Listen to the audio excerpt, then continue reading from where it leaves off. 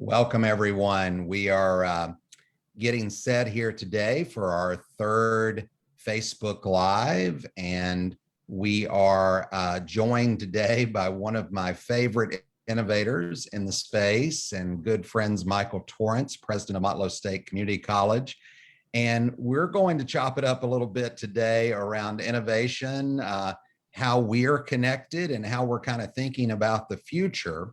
And as we do with the Barriers for Breakfast Facebook Live all the time, I kind of start with how Michael and I met, and then we'll kind of get into the why, what, and how of innovation, and from his perspective, what's happening with some of our country's finest economic engines at the community college level, and what that means for our society and kind of where we're moving forward.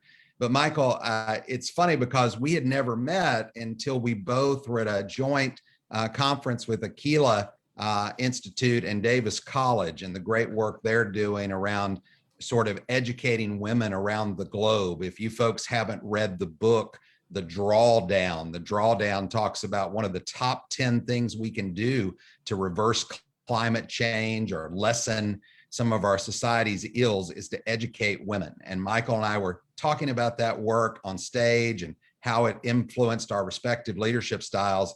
And midway through the conversation, we got up and gave each other a hug. It's the first time I've ever hugged a panelist in front of 500 people. We really vibed and gelled with that work. And he's done some ongoing work at Motlow in those regards. And one of the things I really value about him, and I would say this to anybody listening, you have to find people in the industry that you can talk to in the mornings on the way to work, or, that are not immediately in your space in terms of, they're not right next door, but they're down the road a little bit, and you can have a safe kind of space to say, hey, I'm thinking about trying this crazy idea. What do you think? And Michael's a builder. We always in those conversations build on each other's perspectives and work. And I'm just thrilled he's joining us today. And Michael, we'll dive right in. I'll tee you up. You certainly can address any of those truths I opened with, but I'd love to know why you're in this work and why it's important to you. Well, good morning, everyone listening, and thank you, Bryan, and to the Setser group for having me on this morning. Excited to just simply have the same type of dialogue we have normally. Why I do what I'm doing. To the folks who are interested in like the academy type of question, so what are you doing? What are you trying to solve for? Because I think that we're all scientists in the academy. There's just the hard science and the soft science. So how does the vertical integration of technology improve the human condition?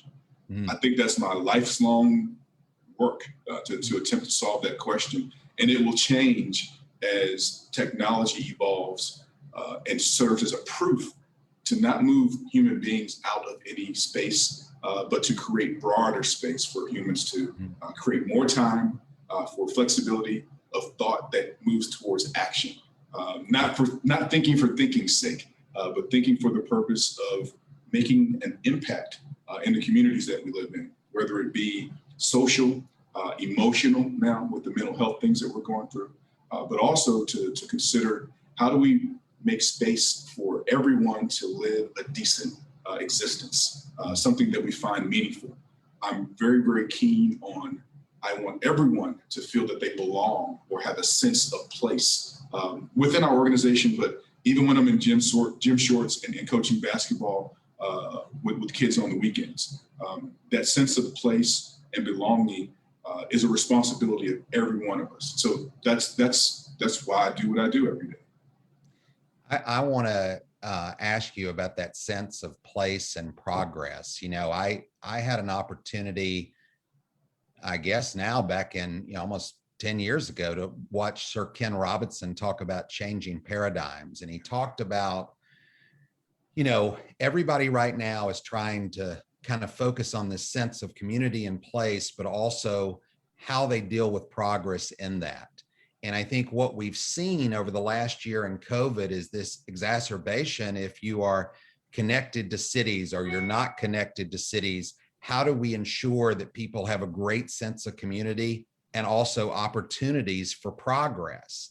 And whether it's in Tennessee or North Carolina, both you and I have experiences in working in urban areas, but also in rural areas, and trying to figure out how we balance this strong sense of community and family, not only locally, but statewide, globally as humanity, and still entertain progress. And I know that's one of the core sort of focuses of Motlow, that you're able to work within where you live and reside and in that community, but also bring in great opportunities from outside. So can you talk a little bit about what's got you excited this day, sort of your top 3 things that you've got going on that's really solving for sense of community and sense of progress?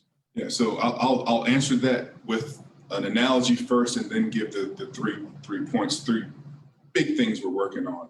So I like food and I like clothes. Not because I grew up not having either of those things, but I'm a human being that likes to cook and I like to eat, and I like clothes, so I like textiles. So if anyone who's listening is out there who is a person who measures the spices that they put in their food, or when they're kneading their dough and they're like, okay, I'm gonna throw a little bit of cinnamon in this, or maybe this needs another dash of salt, or maybe this needs to have some organic stuff in it that my kids don't know that I put it in, but it's good for them. And the same thing with the clothes. When you weave, have you ever seen anybody weave anything or sew anything together? Those are the types of projects that we look for, where the ingredients are not always by measure. The ingredients are sometimes not risk adverse. They're risk smart. They're not risk adverse. So we're going to throw a little cinnamon. We're going to throw a little thyme in it, and we're going to crush up the bay leaf and move forward. So the 3, I guess, most exciting things happening is just last week, we were able to announce that with Silicon Valley Ranch, who's a solar company, Cumberland Land Trust, Jack Daniel, the city of Nashville, Vanderbilt University, Knoxville, and TVA, the Tennessee Valley Authority, in Moore County, Tennessee, the county itself, we were able to secure a $100 million investment in solar energy. So that's one of the big things. And Bryan, it's so hard to sit on embargoed information. We've known about it for months, but we're able to actually get it out public because this is going to bring 500 new jobs. It is probably one of the biggest impacts and changes for Moore County in the last 152 years outside of Jack Daniel whiskey. Another opportunity we're working on is the creation of mixed reality and extended reality laboratories and academies. And it's going to be a little bit different, and I hope it raises some eyebrows to the folks listening. It's not just about playing games. It's about creating that space, again, creating space and belongingness for young people who they grow up on video games, and now they have an opportunity to learn how to code, create, delve into programming on the back end side, security and systems. Perhaps some homeland security opportunities will come out of this, cyber defense and security. So we're not just looking at these things as degree pathways. We're looking at micro-credentialing to macro-credentialing, micro-credentialing to a workforce pathway. And that's the part that I'm really excited about, to create opportunities for people to get the certificates that they need that are industry recognized, and they can walk in at 20, 21, or earlier and make a really good paying job a career. So going from the ideology of job to career, we talk about that too here in those realms. The last thing is we've been working with the Whiskey Trail. So Uncle Nearest is a newer whiskey brand, CEO Fawn Weaver, and then Jack Daniel are connected through the Uncle Nearest or Nearest Green story. Uncle Nearest or Nearest Green is the person who taught Jack Daniel how to distill whiskey, came up with the method and the recipes, and was the first master distiller.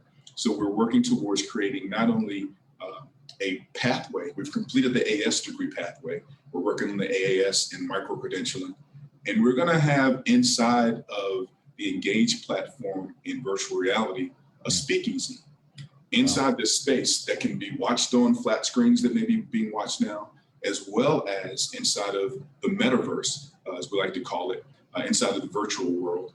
You can join us and you'll hear from master distillers, women in the industry. What does it take to have long-lasting permanence in the industry? And we share this idea, this concept that practice never makes perfect. Practice makes permanence. And so that's what we're looking for as we're sharing these with our communities, our students, and the often neglected, I think, on a broader scale conversation around our employees. And that is include all of the subgroups that they like to share with themselves. But I just say we're one big Motlow family. I got to tell you, I mean, there's so much to unpack in those three examples. So I'm going to do my best and then would love for you to build on it before we talk a little bit about the future. First of all, what in the world is a community college your size doing in $100 million conversation? You and I have talked over the years that, you know, community colleges certainly don't have all the resources they need. There's resource limitations.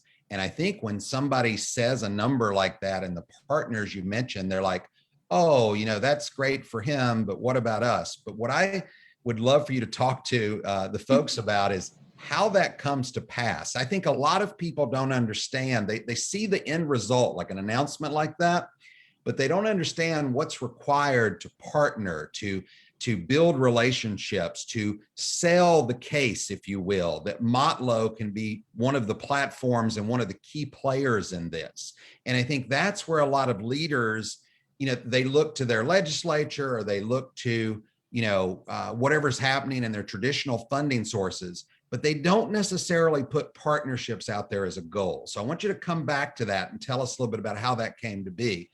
On the virtual reality and the simulations and working with augmented reality, again, that makes absolutely no sense for where you're located historically.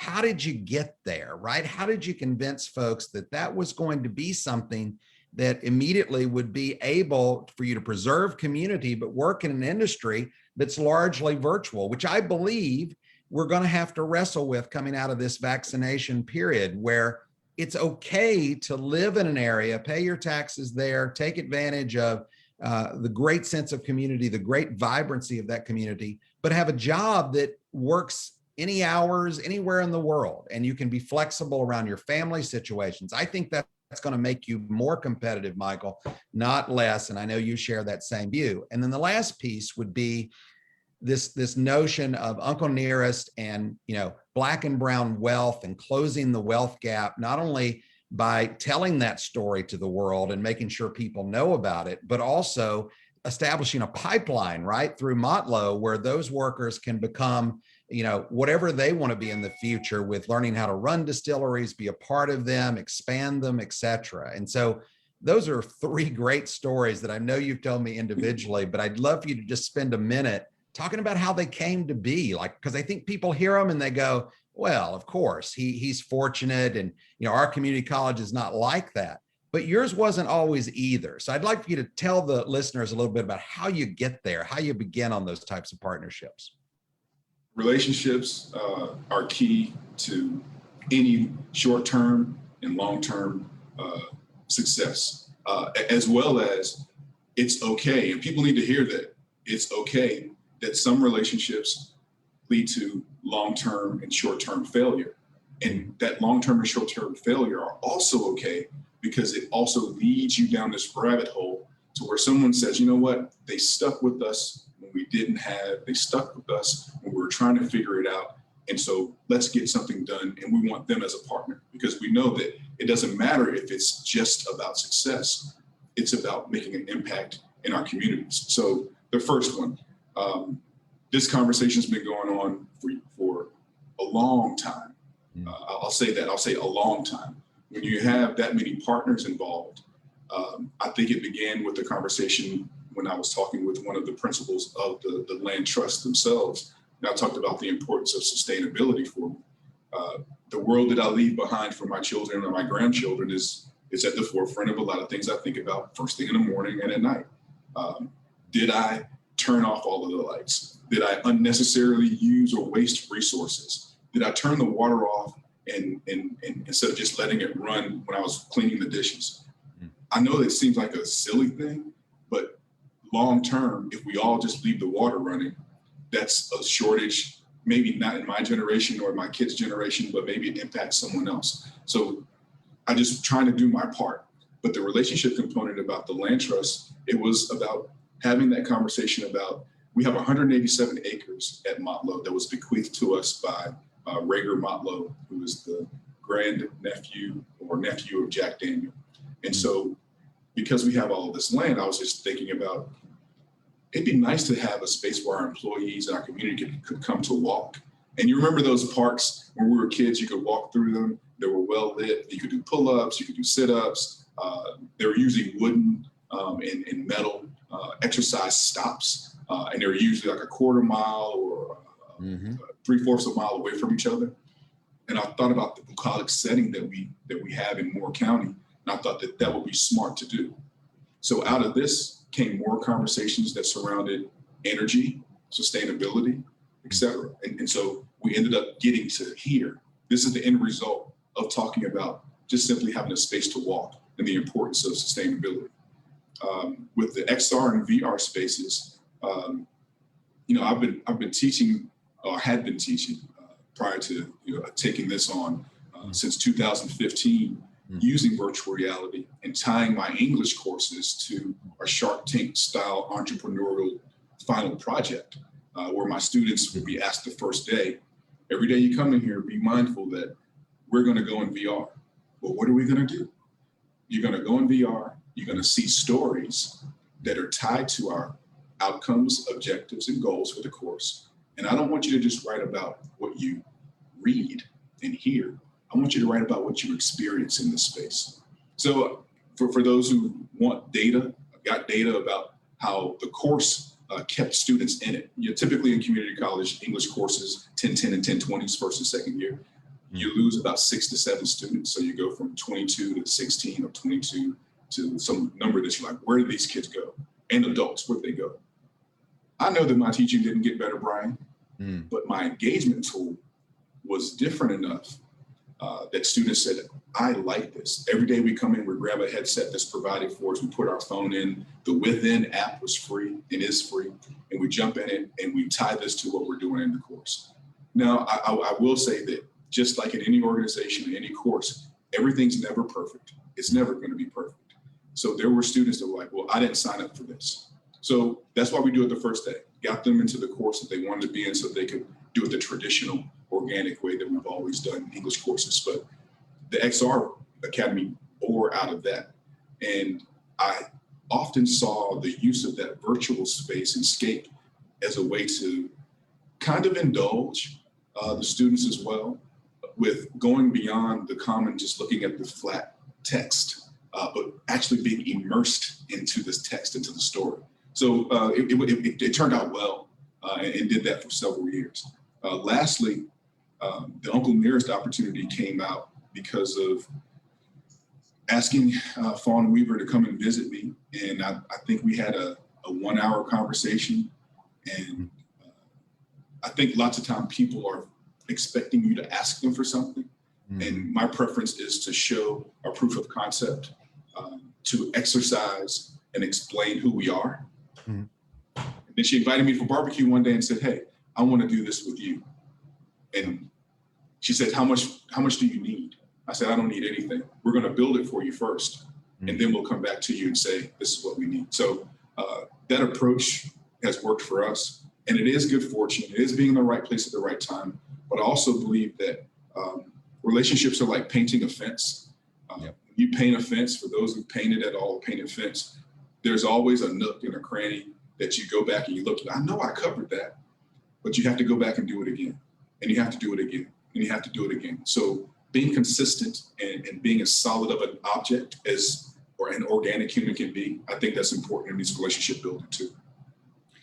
So much wisdom there in terms of, this great James Comer quote I use a lot, where no significant learning occurs without a significant relationship. And one of the things that I've always valued about you and your team is your learners first. And that can be tough, right?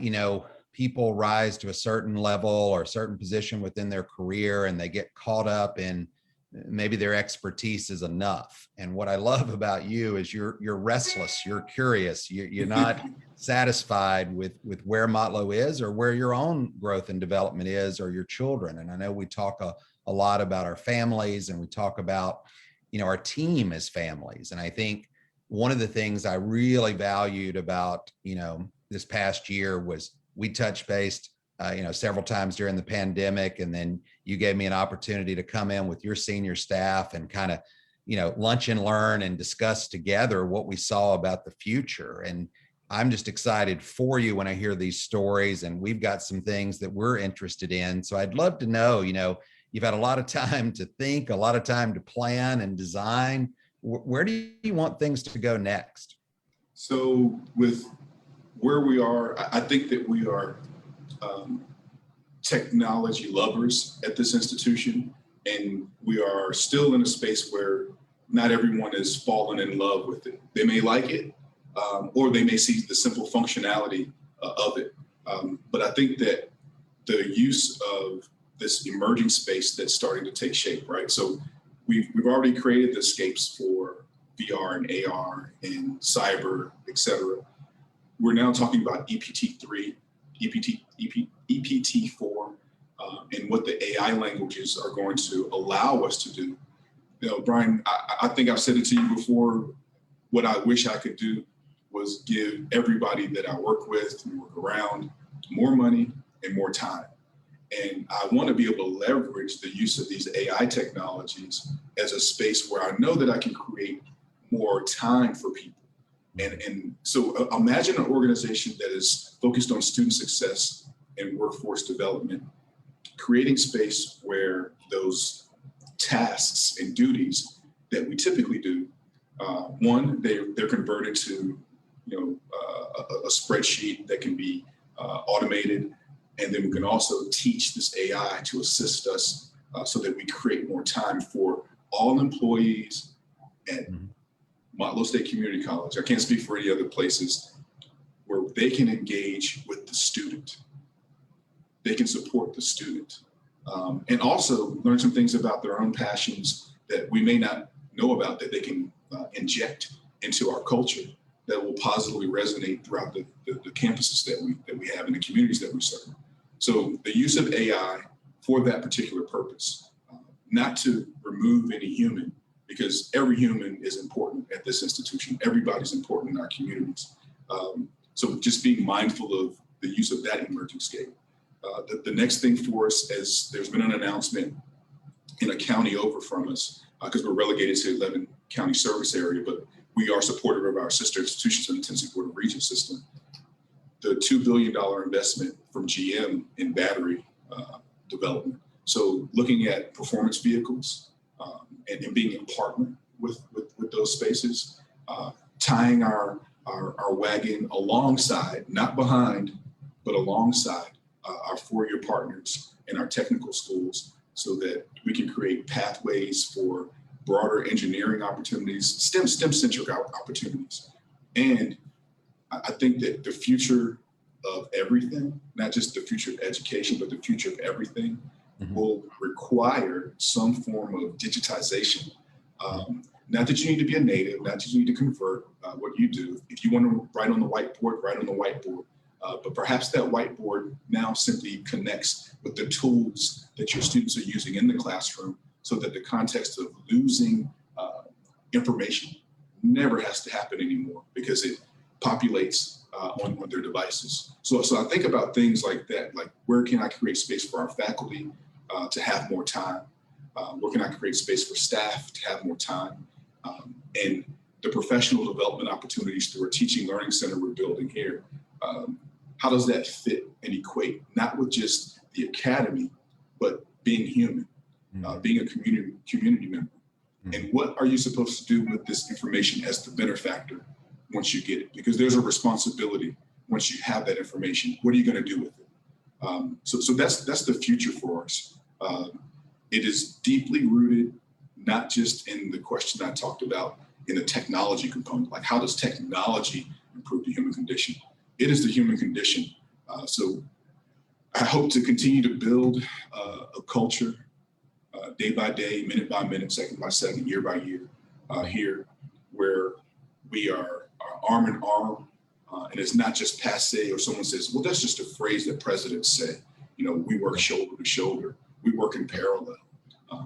we're working towards no commas in between academic affairs, student success, workforce development, business and finance, recruitment. It is an institution with multiple locations and all kinds of people with all kinds of good ideas. And I guess I'd be remiss if I didn't do this 360 to understand the fear that people have, not just of moving forward because things are emerging, but that it's a change in their own customs and belief systems. So we have to understand what we all value.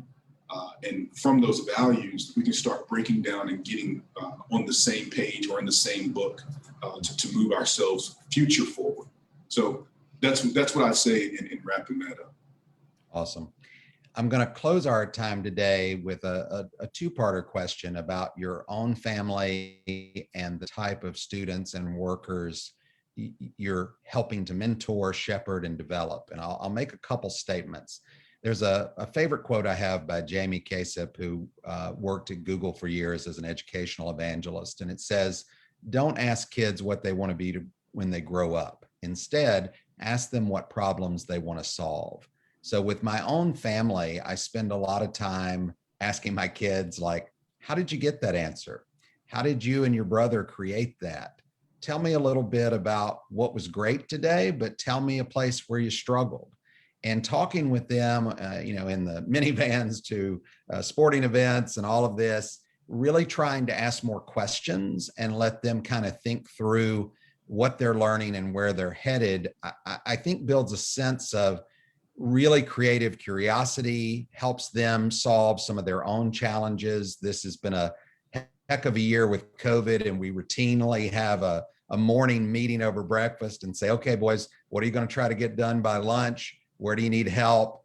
What can you do to help your brother, or how can you make this a part of your day? And then checking back in with them, right? To give a little nudge or a little piece of guidance, but letting them explore and letting them create through their own agency the types of lives that they can thrive in. And with my older children, both one at Clemson studying engineering, and my daughter who thrilled us with choosing education as a profession in her first 2 years teaching in a global pandemic, they've all been solutions up. They've all brought their own flavor to, here's how I think I would approach it. And there's this, I think, combined sense, getting to your fear comment, that we're trying to lessen that fear for them because failure iteration is just a way of life. So I know we talk about our families a lot, but I'd love for you to tell us, as you close today, your two families, your own and those you surround yourself with and your students.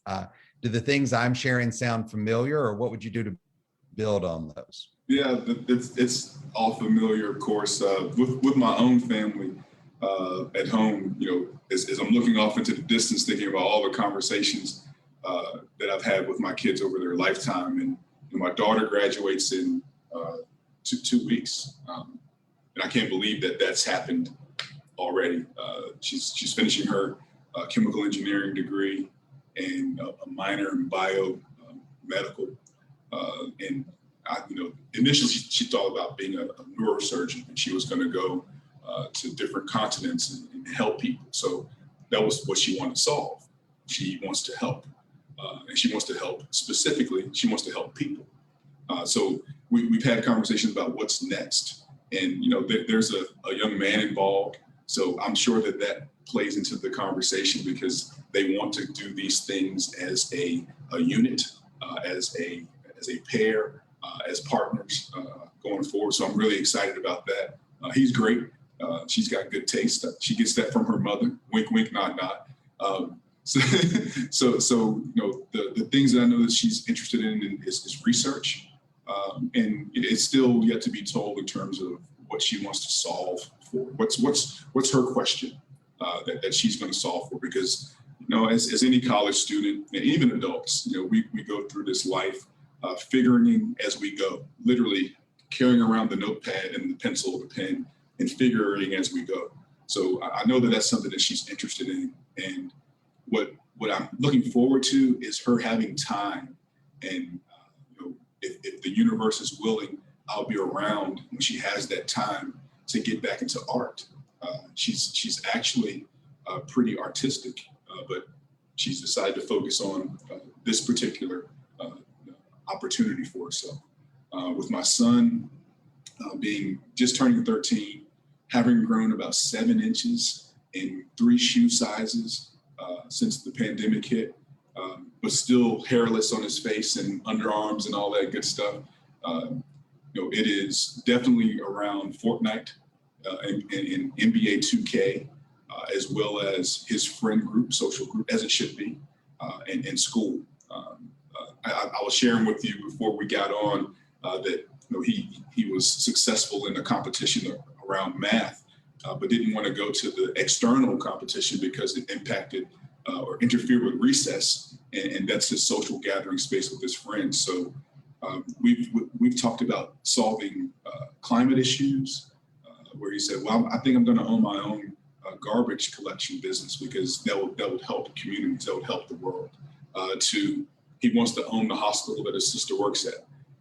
If she wants to do it, he wants to own it. So that's another conversation to have with our children, even with our colleagues, that own what we build versus working with others simply to give it away. Like, it's okay to own it too.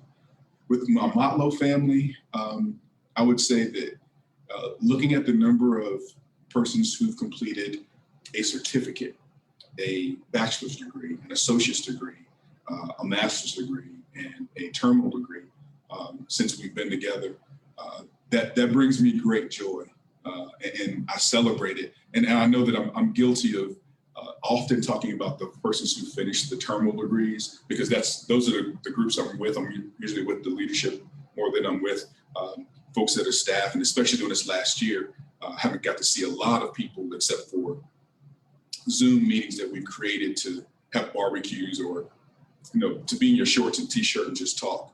But I know that a lot of our folks have taken this time as an opportunity, as they should have, to create more flexible spaces for the things that they're interested in.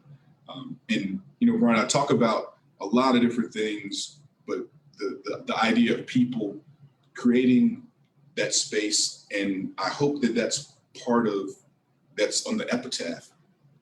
He created space. He helped people create space. He wanted people to know that they had space here, that it wasn't just one way. So with the Motlow family, it's important for me to think through them looking at themselves not just as a tourist with the institution when they come. And I say tourist as a word because there's job and there's career.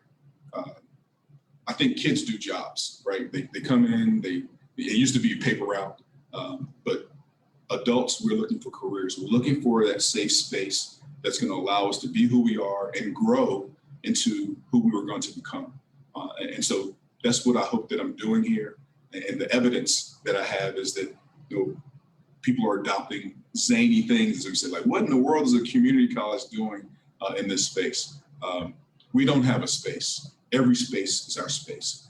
There's no part of the world that's just a part of the world. We're a part of everything that's moving in and out of it. So that's what we're going to be up to. That's what we're doing. Well, I could talk much longer, as you and I normally do, and kind of solve the world's problems. I think that, the work you're doing there, the work you're doing with the Tennessee region, and I know you have aspirations to serve the whole Eastern Seaboard in the world with your work. And we're thrilled to hear that story today, to share a little bit about it. We're going to spend some time as we close today, our Barriers for Breakfast Facebook Live, in the after party room, but that'll give us a chance to talk a little bit more. Michael, thanks for this. We're going to share the resources out on our channels and yours, and wish you nothing but the best in the coming year. And we'll talk soon. Okay. Hey, thanks for being our guest today. Thank you so much.